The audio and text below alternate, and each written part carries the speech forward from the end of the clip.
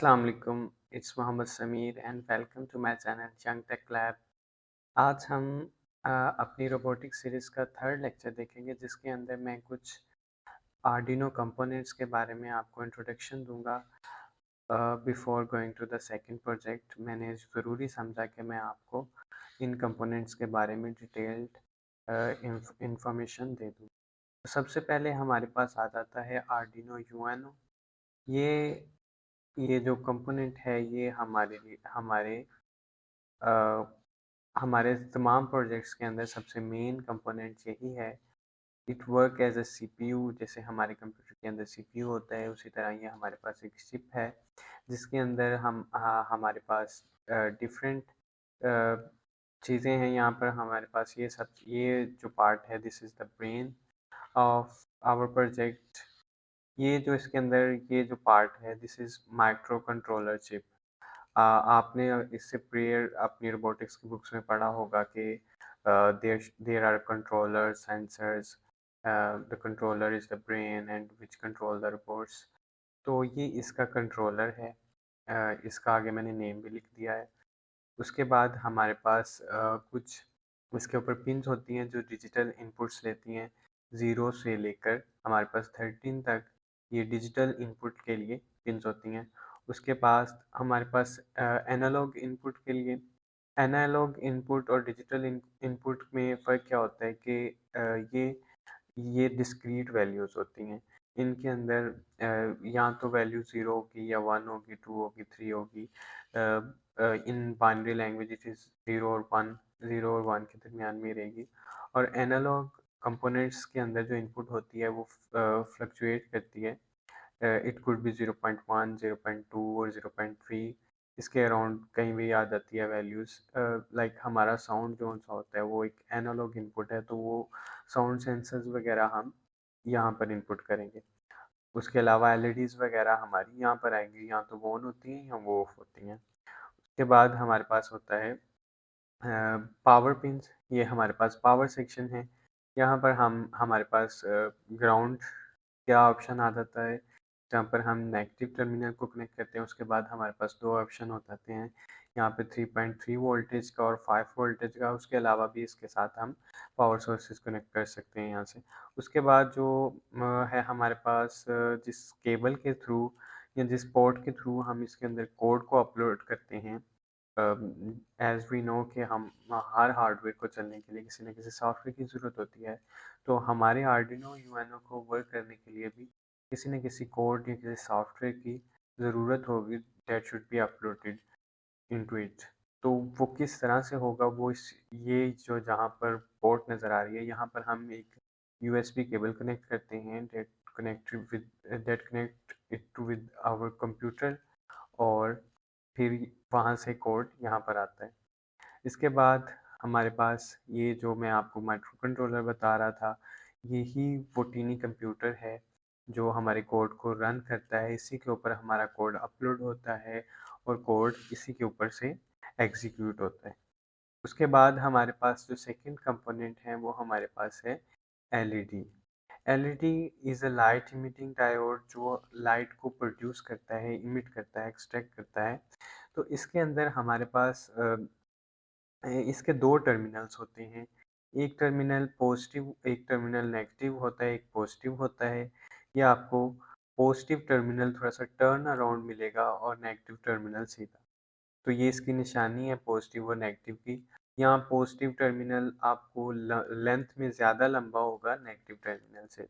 तो ये दो निशानी हैं नेगेटिव और पॉजिटिव टर्मिनल की। और इसको एलईडी को हम कनेक्ट करने के लिए हमेशा एक रजिस्टर का भी यूज़ करते हैं। आगे मैं एक्सप्लेन कर देता हूँ रजिस्टर क्या है। अगर हम ये रजिस्टर नहीं लगाएंगे तो ये हमारी एलईडी जल सकती। तो LED basically light emitting diode होता है। आपको पता है एलईडी का पर्पस क्या होता है। उसके अलावा जो ये जो पॉजिटिव टर्मिनल होता है इसे हम एनोड भी कहते हैं, और जो नेगेटिव टर्मिनल है उसे कैथोड कहते हैं। रेजिस्टर क्या होता है कि ये हमारे करंट की फ्लो को लिमिट कर देता है। फॉर एग्जांपल हमारे पास अगर हमारी जो एलईडी है वो बियर कर सकती है 14 एम्पियर का करंट, तो हम क्या करेंगे उस और पीछे से हमारे पास वोल्टेज आ रहे हैं 5 वोल्ट। तो हमारे पास एक फार्मूला है I which is I is equals to V R या R is equals to V I, जैसे I is equals to R over V. तो ये एक ही फार्मूला है जिसके 3 वेरिएशंस हैं जिसके ज़रिए से हम कैलकुलेट करते हैं, और इसी फार्मूला को यूज़ करते हुए हमें पता होता है कि हमारी एलईडी कितना मैक्सिमम करंट को बियर कर सकती है। तो मैक्सिमम करंट को जितना वो करंट बियर कर सकती है उसके हिसाब से हम रेजिस्टर कैलकुलेशन कर लेते हैं। हमारे पास अगर 5 वोल्ट रेजिस्टर है, 5 वोल्ट की वोल्टेज आ रही है पीछे से, और करंट हम चाह रहे हैं कि ये 12 वोल्ट 12 एम्पियर होनी चाहिए, तो 12 और 5 को मल्टीप्लाई कर देंगे तो हमारे पास रेजिस्टेंस आ जाएगी। तो इस तरह से हमें पता चल जाएगा कि हमें कितने ओम का रेजिस्टर चाहिए। तो रेजिस्ट जैसे हर किसी चीज़ को, हर फिजिकल क्वांटिटी को हम मेजर करते हैं तो उसके लिए एक यूनिट होता है, इसी तरह रेजिस्टर की जो रेजिस्टेंस होती है उसको मेजर करने के लिए ओम होता है। बेसिकली ये करंट पीछे से अगर वायर से आ रहा है तो ये उस करंट को रोकेगा और लिमिट करके आगे भेजेगा। इसका सिंपल सा आप समझ लें तो। उसके बाद हमारे पास जो मेन कंपोनेंट होगा वो जंपर वायर्स होंगी। जंपर वायर्स क्या करती हैं कि ये कनेक्ट करती हैं, ये कनेक्शन करती हैं बिटवीन डिफरेंट कंपोनेंट्स। हमारे पास डिफरेंट कंपोनेंट्स को कनेक्ट करने के लिए सेंसर्स को अगर हमने आर्डिनो बोर्ड से कनेक्ट करना है तो ये जंपर वायर्स हमें हेल्प करेंगी। उसके अलावा अगर हम अपने ब्रेड बोर्ड के ऊपर अपना सर्किट को एक्सपेंड करना चाह रहे हैं तो फिर भी ये हेल्प करेंगी। तो ये 3 टाइप्स की होती हैं, मेल टू मेल वायर्स के अंदर ये जो हमारे पास इमेज है ये मेल टू मेल की है। उसके बाद मेल टू फीमेल क्या होता है कि एक साइड पे ये पिन होती है, दूसरी साइड पे भी एक होल होता है, ठीक है? और फीमेल में दोनों साइड से होल होते हैं। तो ये 3 टाइप की जंपर वायर्स होती हैं। उसके बाद हमारे पास ब्रेडबोर्ड। ब्रेडबोर्ड क्या होता है कि इसके ऊपर हम एक सर्किट बिल्ड कर सकते हैं। ये हमारे लिए एक स्पेस है जिसके ऊपर हम सर्किट को बिल्ड अप कर सकते हैं। इसके अंदर होता क्या है कि ये जो साइड वाले 2 लाइन्स हैं, दे आर कनेक्टेड। ये ऊपर से लेकर नीचे तक कनेक्टेड है। अगर हम इस टर्मिनल में कोई वायर कनेक्ट करेंगे और इधर एक वायर को इंसर्ट करेंगे तो वो दोनों आपस में कनेक्टेड हैं। सेम इसी के लिए भी ऐसा है और इन दोनों के लिए भी ऐसा है। और उसके अलावा ये जो ए टू ई हैं ये आपस में कनेक्टेड हैं, और एफ टू जे जो हैं ये आपस में कनेक्टेड हैं। अगर यहाँ पर हम कुछ कनेक्ट करेंगे तो वो यहाँ पर भी वो करंट हमें आएगा, फ्लो यहाँ पर भी आएगा। और अगर यहाँ पर हम करंट को या वोल्टेज को इंसर्ट करते हैं तो यहाँ से भी हम उसको ले सकते हैं। लेकिन ये आपस में इस तरह से ऊपर से नीचे नहीं कनेक्टेड, और ये आपस में लेफ्ट टू राइट नहीं कनेक्टेड। इसके बाद है हमारे पास यूएसबी केबल, जो मैंने डिस्कस किया था कोड को अपलोड करने के लिए आर्डिनो यूएनओ के साथ हम कनेक्ट करते हैं।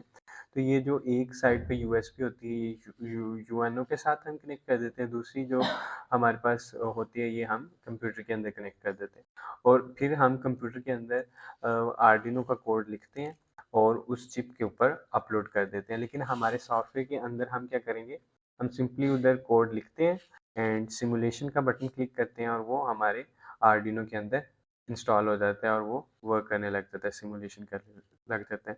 तो आज का लेक्चर यही था कि हम इन डिफरेंट कंपोनेंट्स को देखते हैं और मैंने इसके बारे में आपको बताया कि ये क्या होते हैं। नेक्स्ट लेक्चर में हम अपना सेकंड प्रोजेक्ट करेंगे। उस सेकंड प्रोजेक्ट में हम स्क्रैच से बिल्डअप करेंगे कि किस तरह से हम आर्डिनो को उसके अंदर पेस्ट करेंगे और उसके साथ डिफरेंट कंपोनेंट कैसे कनेक्ट करेंगे, वो सब देखेंगे हम अपने नेक्स्ट लेक्चर में। ओके, अल्लाह हाफिज़।